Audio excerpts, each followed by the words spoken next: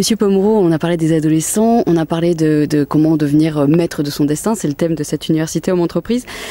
Comment, effectivement, face à des ados, on peut leur donner les moyens de devenir maître de leur destin? Est-ce que on a des choses spécifiques à leur apprendre à ces ados? Oui, je crois que la première chose qu'il faut absolument faire, c'est les traiter en acteurs et ne pas les résumer à de simples consommateurs qui prendraient ce qu'on leur donne, mais qui éventuellement le rejetteraient aussi bien après l'avoir pris. Ça, c'est vraiment quelque chose qui est très important. Nos enfants sont des enfants de l'image, de la révolution numérique, donc aussi des enfants du zapping, et des enfants de la consommation habitués à prendre beaucoup, mais aussi à rejeter beaucoup, sans prendre le temps de digérer les choses.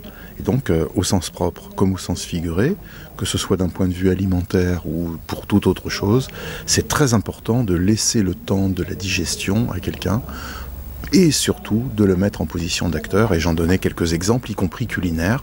Il faut leur apprendre à faire un minimum de cuisine. Les garçons, vraiment autant que les filles, hein, ça c'est surtout pas faire de discrimination à ce niveau-là. Les garçons sont très fiers, d'ailleurs. Moi j'ai des jeunes gens à qui j'ai appris en les emmenant dans des balades en voile à faire la cuisine. Ils sont revenus, ils avaient l'impression d'être cuisiniers parce qu'ils savaient faire cuire des pâtes, du riz, des pommes de terre, un steak correctement, etc. Donc il faut les mettre, leur faire mettre la main à la pâte au sens propre comme au sens figuré. Fabriquer du pain, mais aussi donc organiser des événements, être responsable de quelque chose. S'ils veulent faire une fête, ils sont organisateurs de la fête. On a récemment fait ça à Bordeaux, où les ados d'Abadie, on anime un atelier musique.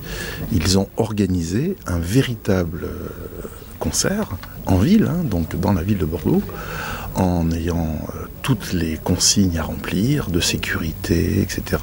Ils ont suivi tout le parcours d'un organisateur de concert, de A à Z.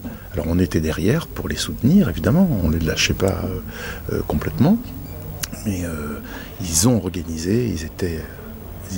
Vous n'imaginez pas comme ils étaient fiers d'avoir organisé un concert rock dans Bordeaux.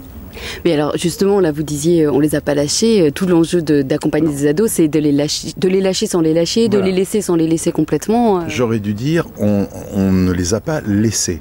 Parce qu'en fait, leur slogan à eux, c'est « lâchez-nous », au sens de arrêter d'être sur nous, d'être tout le temps en train de nous surveiller, de nous pister, de nous empêcher. Et par contre, ne nous laissez pas, parce qu'on a beaucoup besoin de vous, de votre reconnaissance, de votre regard bienveillant, que vous nous disiez que vous êtes fiers de nous. Ils sont ravis quand on leur dit qu'on est fiers d'eux. Hein. Ils aiment ça. Il faut leur dire qu'on les aime, mais aussi qu'on est fiers d'eux. C'est dans quelle mesure le désir de l'adulte de voir son enfant devenir un adulte lui-même, c'est-à-dire devenir avec une forme d'autonomie, de se donner, est très très important pour cet enfant-là, d'être porté par aussi, oui. Ou pas? En même temps, c'est un désir ambigu, parce qu'en tant que parent, on a envie qu'ils deviennent grands, mais en même temps, on sait que plus ils vont devenir grands, plus ils vont nous échapper et moins ils seront avec nous. Donc c'est un peu ambigu. Donc ce qu'il faut pouvoir, si vous voulez, il faut pouvoir s'inscrire comme en quelque sorte guide. C'est-à-dire on les a faits, on les aime, on a été indispensable lorsqu'ils ne pouvaient pas faire sans nous.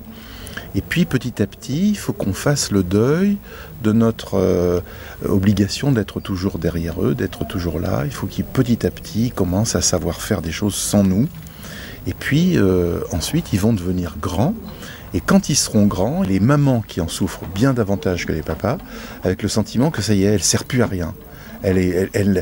L'ado est capable de se débrouiller sans elle. Eh bien, il faut savoir que ces mamans-là ont besoin d'être patientes, parce qu'une fois que l'adolescence est terminée, les jeunes gens reviennent, et en réalité, nous, les humains, et les hommes en particulier, on ne se sépare jamais complètement de nos mamans, on revient toujours vers nos mamans. Ces ados-là, ils ont aussi besoin de savoir comment ils affectent le monde pour pouvoir prendre possession de leur pouvoir d'action à eux. Oui, ils ont besoin qu'on ait confiance en eux et en leurs possibilités. Ils ont besoin qu'on mise davantage sur leurs compétences au lieu de toujours souligner leurs insuffisances. Moi, je vois des mamans qui viennent me voir des fois en me disant, voilà, mon adolescent, il s'appelle Mathieu, alors voilà, il est super bon en guitare, il est tout le temps en train de plaire aux filles, il sait super bien dessiner, donc elle ne me donne que des compétences, et pour finir en disant, ouais, mais il fait rien à l'école. Et là, je leur dis, madame, mais attendez, vous vous rendez compte ? Tout ce qu'il sait faire. Alors après, ok, peut-être il est en panne en ce moment au niveau scolaire, peut-être il va falloir l'aider, peut-être qu'il faut le changer d'école, peut-être qu'il a besoin d'un soutien, etc. Ok, mais reconnaissez ses compétences, reconnaissez comme il est fort dans les domaines dont vous parlez.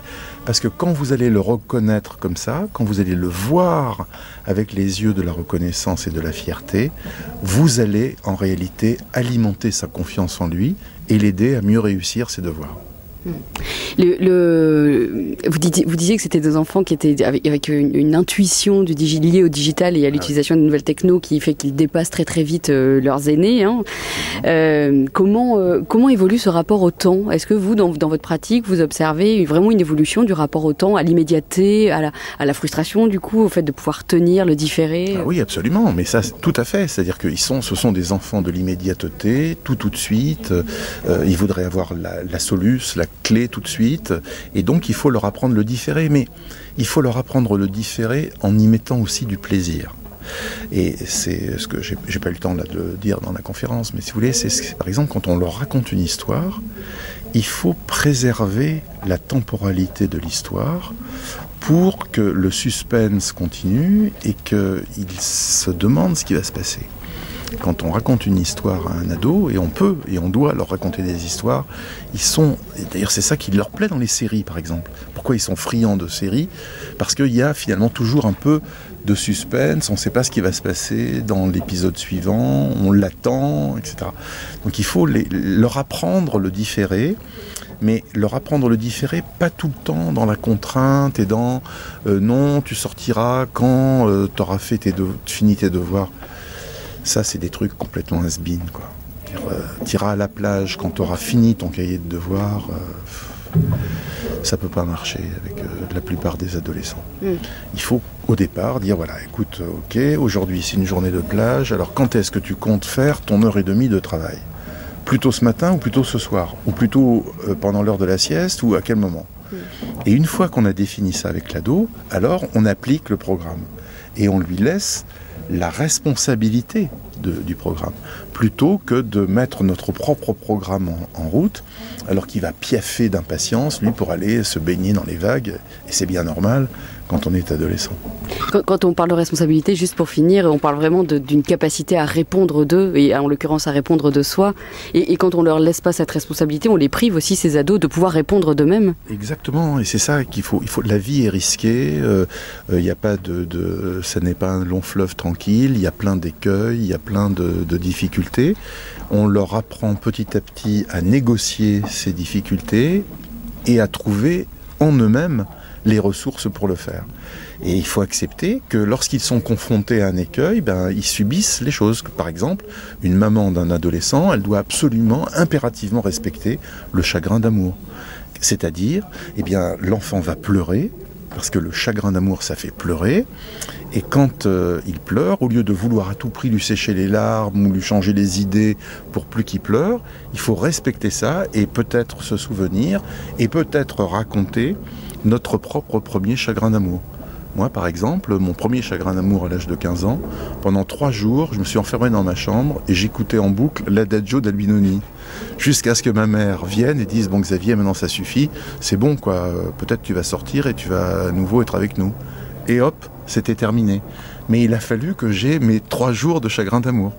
Eh bien, racontez ça à votre ado, tout de suite, oui, lui aussi, quoi. Forcément, lui ou elle a vécu ce genre de choses et c'est un moment qui est très douloureux, mais ça fait partie de la vie. Il n'y a pas de vraie vie sans chagrin d'amour. Merci beaucoup, Xavier Pomereau. Merci à vous.